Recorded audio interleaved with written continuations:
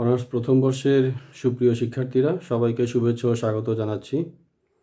আমি মোহাম্মদ শরীফুল আরিফিন, সহকারী অধ্যাপক পদার্থবিজ্ঞান। তোমাদের জন্য আমি পরিসংখ্যান বিষয়ের একটি ক্লাস নিব, যদিও আমি পদার্থবিজ্ঞানের শিক্ষক। যেহেতু পরিসংখ্যানে তোমাদের সমস্যা আছে, সেই জন্য আমি পরিসংখ্যানের উপরে তোমাদের যে কোর্সটা আছে সেটারই একটি ক্লাস, সেকেন্ড ক্লাস নিব আজকে। ঠিক আছে, তো গত ক্লাসটা আশা করি তোমরা উপকৃত হয়েছ। সেই জন্য আমরা এরই ধারাবাহিকতায় আজকে সেকেন্ড ক্লাস নিচ্ছি পরিসংখ্যানের, যেটা তোমার ইন্ট্রোডাকশন টু প্রবাবিলিটি। তো চলো আমরা বোর্ডের দিকে চলে যাই। আমরা আজকে যেটা পড়াবো সেটা হচ্ছে ডিফারেন্ট অ্যাপ্রোচেস অফ প্রবাবিলিটি। এই অংশটা আজকে দেখতে চাচ্ছি, ডিফারেন্ট অ্যাপ্রোচ অফ প্রবাবিলিটি। এই ডিফারেন্ট অ্যাপ্রোচের মধ্যে যে প্রধান যে অ্যাপ্রোচগুলো আছে, আসলে প্রবাবিলিটিটা তো এর আগে আমরা আলোচনা করেছিলাম যে probability is a number that describes the chance that something will happen. এটা কিছু সম্ভাবনা বা সুযোগের কথা বলে যেটা ঘটতে পারে, তাই না? এর আগে আমরা বেশ কয়েকটা উদাহরণ দিয়ে বুঝাইছি। তাহলে এই it's value lies between 0 and 1। তাহলে প্রবাবিলিটি 0 মানে 0 আর 1 মানে 100%, 100% মানে নিশ্চিত, তাই না?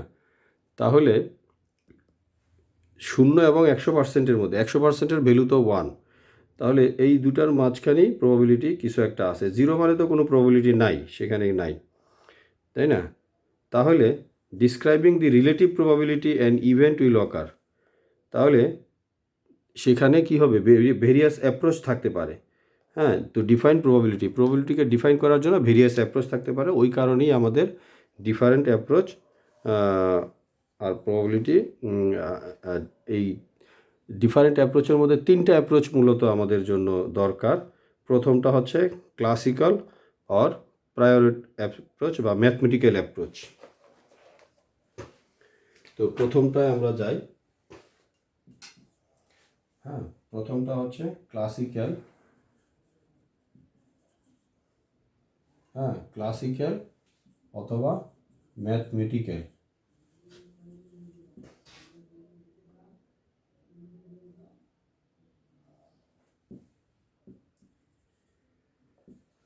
আবার এটাকে কখনো কখনো প্রায়রও বলা হয়, প্রায়র অ্যাপ্রোচ। তাহলে আমরা এটার তিনটা আছে, তো এটা হলো প্রথমটা। আমরা আগে এটাকে দেখি যে এটাতে কি বলা হয়েছে। তো এটাকে যদি আমরা এইভাবে সংক্ষেপে লিখি, পি হলো, দেখা যাচ্ছে কিনা লেখাটা, আচ্ছা, নাম্বার অফ ফেভারেবল আউটকামস। এটা হলো নাম্বার অফ ফেভারেবল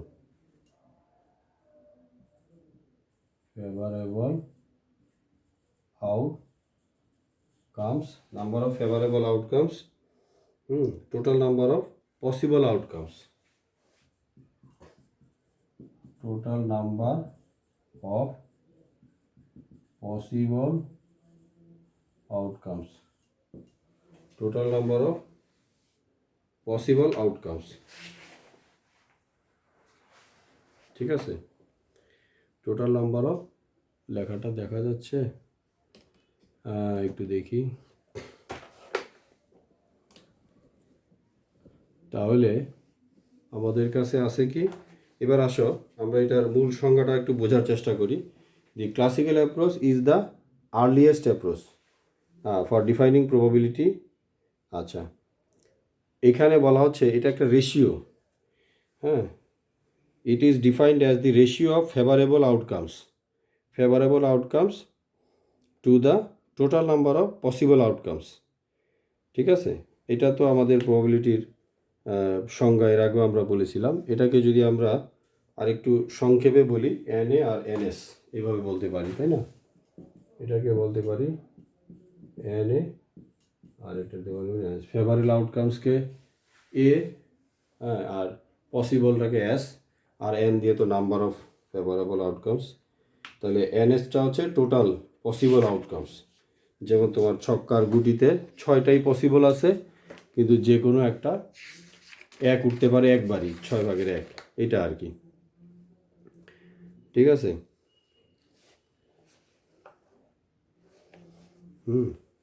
তোমার যে ছক্কার গুটি সেখানে তোমার আছে কত, ছক্কার গুটিতে তোমাদের আমাদের 1 থেকে 6 পর্যন্ত সংখ্যা আছে, ঠিক আছে, কিন্তু সেখানে 1 বা 6 ওঠার সম্ভাবনা 1 আর আছে মোট 6টা, এইভাবে হইতে পারে। অথবা মনে করো তুমি যারা কার্ড খেলা জানো, সবাই তো অলমোস্ট কার্ড দেখছো, সেখানে 4টা কিং বা 4টা টেক্কা আছে, তো মোট কার্ড হচ্ছে 52টা, তাহলে 52টার মধ্যে 4টা কিংয়ের মধ্যে যে কোনো একটা ওঠার সম্ভাবনা 4 বারের মধ্যে 1, অথবা 4টা টেক্কা আছে, হ্যাঁ, বা 4টা কুইন আছে, তো ওইগুলা ওঠার সম্ভাবনা কি হবে 4, তাহলে কি হলো, হ্যাঁ, তাহলে এটা হলো 1/13। এটা হলো ছক্কার জন্য বললাম, আর এটা হলো কার্ডের জন্য বললাম, একসাথে লেখলাম আর কি। হ্যাঁ, এই যে পাশে দেখো কার্ডের জন্য এটা বলছি আর কি, ঠিক আছে। তো এটা হলো সিম্পল জিনিস, ক্লাসিক্যাল অ্যাপ্রোচ। তো এখানে আবার কিছু লিমিটেশন আছে, এই ক্লাসিক্যাল অ্যাপ্রোচের কয়েকটা লিমিটেশন আছে, পরীক্ষায় আসতে পারে, শিখে রাখাই ভালো, ঠিক আছে। তো প্রথম লিমিটেশনে হচ্ছে যে number of trial is infinity, যদি তোমার ইনফিনিটি অসীম সংখ্যক তোমার ট্রায়াল থাকে, নাম্বার থাকে, ঠিক আছে, classical definition can not be used. এখন নিচে যদি ইনফিনিটি চলে আসে, অনেক অসংখ্য মান আছে যেগুলা আমাদের অণুপরমাণুর ক্ষেত্রে ঘটতে পারে, অসংখ্য আছে, তখন তুমি তো নিচে হয়ে যাবে 6-এর বদলে ইনফিনিটি, তখন তো এটা একটা ইম্পসিবল বিষয়। আচ্ছা, এছাড়া আছে কি, যে when the possible outcomes are not equally likely then this definition can provide nothing।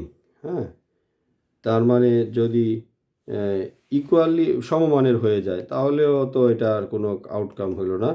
The concept of equally likely outcomes is essentially based on the concept of probability, ঠিক আছে।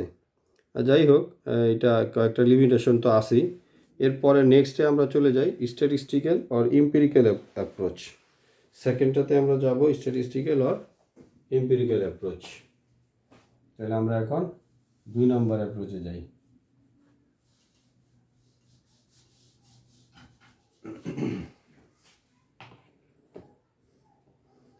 এটাও মুছে ফেলি, আসলে এটা সাথে ওটা ম্যাচিং হবে না।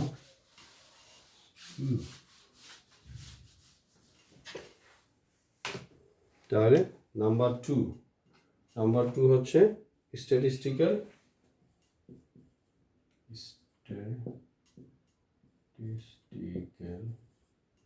অর এটাকে বলা হচ্ছে এম্পিরিক্যাল অ্যাপ্রোচ।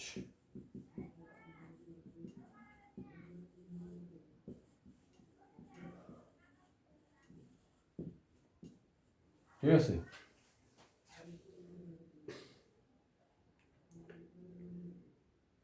তাহলে এখানে যদি আমরা প্রবাবিলিটি কথা বলি তাহলে এটা কি বলা যায়? হ্যাঁ, প্রবাবিলিটির কথা বলে নাম্বার অফ টাইমস, এটাকে আমরা সংক্ষেপে বলি number of times event occurred,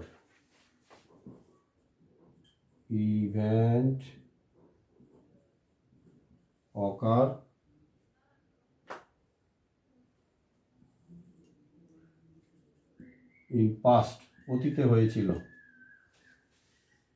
R total number of observation, total number of observation, total number of observation. আচ্ছা, এটা আমি এবার একটু ব্যাখ্যা করি, লেখাটা কি হলো আমাদের। হ্যাঁ, এবার ব্যাখ্যাটা দেখো। আচ্ছা,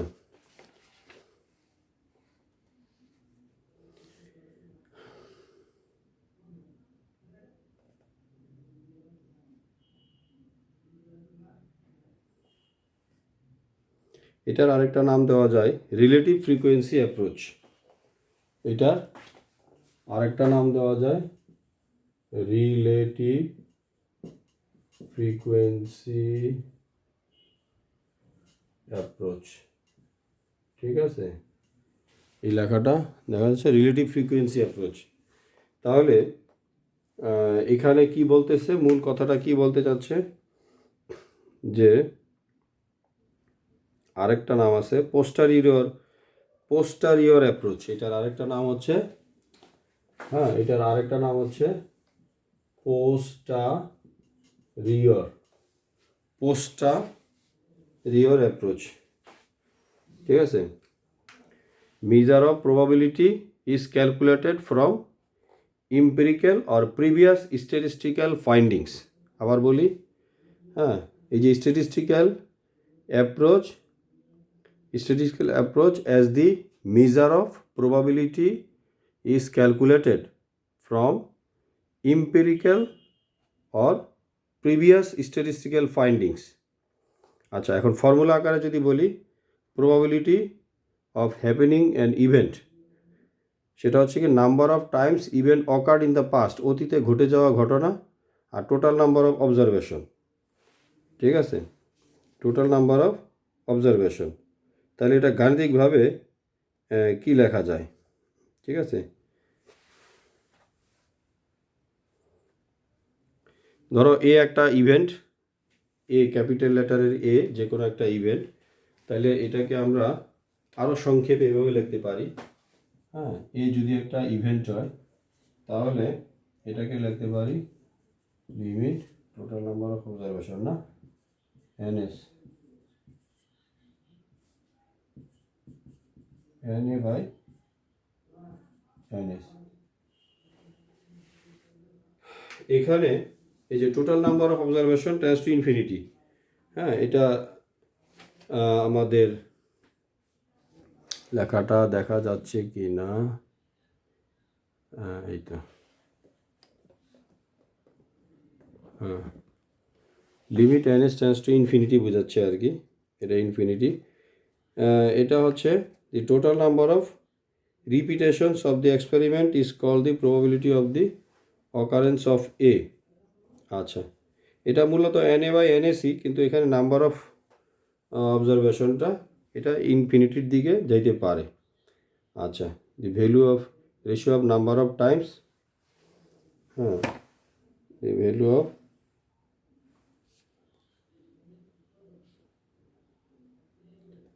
limiting value of the ratio of number of times A happens to the total number of repetition of the experiment is called the probability of the occurrence of A, probability of the occurrence of A। যাই হোক, এটা গাণিতিকভাবে আমরা লিখলাম।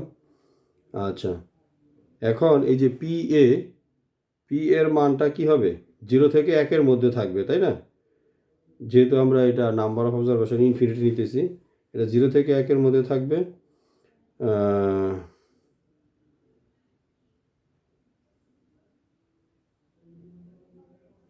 এখানে যদি P এর মান 1 হয়ে যায়, প্রবাবিলিটি অফ ওই যে ইভেন্ট এ, এটা যদি 1 হয়ে যায়, তাহলে এই মানে অকারিংটা কি হবে, A occurs each and every trial of এনএসের সবগুলাই ঘটবে। আর যদি পি এর মান 0 হয়ে যায়, তাহলে কি হবে, কখনোই এটা এনএসের কখনোই রিপিটেশন হবে না, এই আর কি। আচ্ছা, তো এই প্রবাবিলিটিরও এই স্ট্যাটিস্টিক্যাল বা এম্পিরিক্যালের অ্যাপ্রোচেরও লিমিটেশন আছে। এইটা ইট মে নট, প্রথম লিমিটেশন যেটা সীমাবদ্ধতা, it may not be practicable to repeat an experiment infinite number of times. যদিও এখানে ইনফাইনিট বলা হয়েছে, কিন্তু এটা ইনফাইনিট সময়ব্যাপী, ইনফাইনিট নাম্বার অফ টাইমস, অসীম সংখ্যকভাবে এটা কিন্তু রিপিট হইতে পারে না। কোনো ঘটনায় বারবারই অসীম সংখ্যকভাবে রিপিটেশন হয় না। It may not be easy always to ensure identical condition in repetition of the experiment, এটা আরেকটা সমস্যা। আর এই যে তোমার ডিজায়ার্ড লিমিট যে ইনফিনিটি দিলাম, এটাও এক্সিস্ট করা সম্ভব না, মানে এটার পুরাটাই লিমিটেশন অনেক সাংঘাতিক। তারপরেও এটাও একটা স্ট্যাটিস্টিক্যাল অ্যাপ্রোচ। আচ্ছা, নেক্সট অ্যাপ্রোচে আমরা চলে যাই অ্যাক্সিওমেটিক অ্যাপ্রোচ। অ্যাক্সিওমেটিক অ্যাপ্রোচ, তাহলে আমরা এদিকে একটু সরে আসি, 3 নাম্বার পয়েন্টে যাব।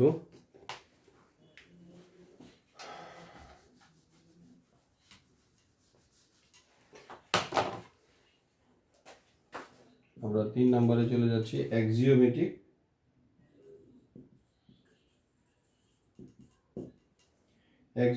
অ্যাপ্রোচ আর কি। হ্যাঁ, তাহলে ওই নামগুলো আমাদের মুছে দিতে হবে। অ্যাক্সিওমেটিক অ্যাপ্রোচ,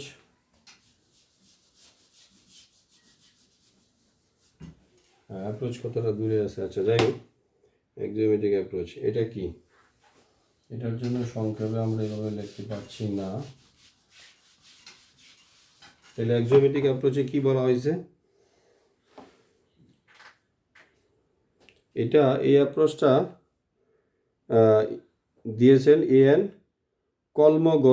কলমোগরভ নামে একজন রাশিয়ান গণিতবিদ, যার নাম কলমোগরভ। 1933 সালে এই অ্যাক্সিওমেটিক অ্যাপ্রোচটা প্রবাবিলিটির মধ্যে ইনপুট করেন। ঠিক আছে।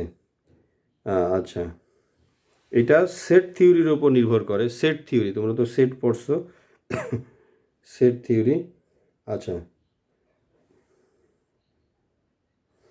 তাহলে এখানেও তোমার যে কথাগুলা বলছে, প্রথম যে কন্ডিশনটা দিছে, যে এখানেও বলা হচ্ছে যে পি এ এই ইভেন্টটা ঘটার সম্ভাবনা 0 আর 1-এর মাঝেই। হ্যাঁ, 0-র সমান বা বড়, অথবা 1-এর সমান বা ছোট হইতে পারে। ঠিক আছে। তারপরে এখানে যে বৈশিষ্ট্যগুলো আর কি, অ্যাক্সিওমেটিক অ্যাপ্রোচের বৈশিষ্ট্য, the probability of the entire space is 1।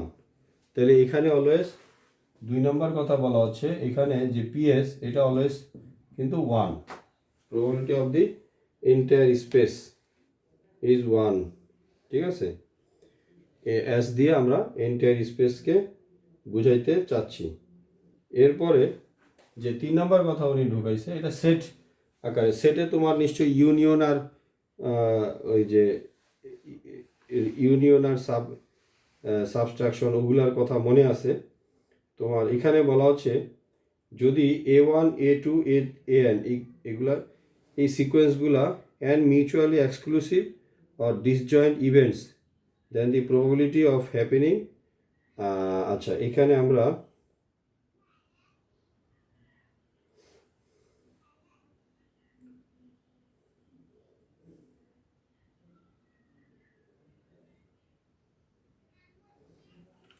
আচ্ছা, এখানে 3 নম্বরে যেটা বলা হয়েছে, ধরো A1 একটা ঘটনা ইভেন্ট, এটার সাথে ইউনিয়ন করলাম A2। ঠিক আছে, ইউনিয়ন করলাম A3। A1 A2 A3 এগুলো সবই পৃথক পৃথক পৃথক ঘটনা। ঠিক আছে, এভাবে ইউনিয়ন করতে করতে আমরা কত পর্যন্ত গেলাম, এন পর্যন্ত গেলাম। লেখাটা হ্যাঁ দেখা যাচ্ছে, এন পর্যন্ত গেলাম। তাহলে এটার ইকুয়াল টু কী হবে, এটার ইকুয়াল টু হবে এই যে সবগুলার যদি আমরা ইউনিয়ন করে, সবগুলা ইভেন্টের পৃথক পৃথক ইভেন্টের ইউনিয়ন করে প্রবাবিলিটি নিলে যা হবে, আমরা যদি পৃথক ভাবে প্রবাবিলিটি নির্ণয় করে যোগ করি, তাও একই হবে। PA, হ্যাঁ, PA2 PA3। ঠিক আছে, এইভাবে আমরা লাস্টের পদ দিব PAN। পৃথক পৃথক করলেও হবে। এটাকে যদি আমি সামেশন আকারে লিখি, হ্যাঁ, এটাকে যদি আমি সামেশন আকারে লিখি, সামেশন PAI, এই আয়ের মান 1 থেকে ধরো n পর্যন্ত, PAI। তাহলে এই ফর্মুলাটা কে দিল, প্রবাবিলিটির ক্ষেত্রে সেটের মতো ব্যবহার, প্রবাবিলিটিতে সেটের ব্যবহার অ্যাক্সিওমেটিক অ্যাপ্রোচে। হ্যাঁ, প্রবাবিলিটিতে সেটের ব্যবহার হবে, এই যে তোমার অ্যাক্সিওমেটিক অ্যাপ্রোচের বেলায় হবে। ঠিক আছে, তাহলে এই কলমোগরভের যে ফর্মুলা সেখানে। আচ্ছা, তোমরা আরেকটা জিনিস শিখবা, difference between prior and posterior probability. ঠিক আছে, তোমার এই যে আমরা যে প্রথমে পড়লাম প্রায়র যেটা আর কি, অর্থাৎ তোমার ক্লাসিক্যাল যেটা আর কি, ক্লাসিক্যাল অ্যাপ্রোচের এবং তোমার যে আমরা যে পরে পড়লাম এগুলোর মধ্যে ডিফারেন্সটা শিখতে হবে। Difference between posterior approach. Posterior approach মানে হচ্ছে তোমার স্ট্যাটিস্টিক্যাল অ্যাপ্রোচ। ক্লাসিক্যাল অ্যাপ্রোচ এবং স্ট্যাটিস্টিক্যাল অ্যাপ্রোচের মধ্যে পার্থক্য 3-4টা পার্থক্য যাই পারো এটা শিখে নিবা। যেহেতু আমরা মূল ডেফিনেশনটা শিখাইছি সেই জন্য আর আমি পার্থক্যের বেলায় গেলাম না, ঠিক আছে, পার্থক্যে গেলাম না। তো তো আজকে যেটুকু পড়ানো হলো এটা তোমরা কন্টিনিউ করো, পড়ো। আর এর পরের নেক্সট ক্লাসে যদি তোমাদের ক্লাস ভালো লাগে তাহলে আমাকে ফোনেও জানাতে পারো, মেসেজেও লিখতে পারো। তাহলে নেক্সট ক্লাসে আমরা প্রবাবিলিটির সামনের আরেকটা টপিকস নিয়ে আলোচনা করব। হ্যাঁ, আজকের মতো এখানেই বিদায় নিচ্ছি। সবাইকে ধন্যবাদ।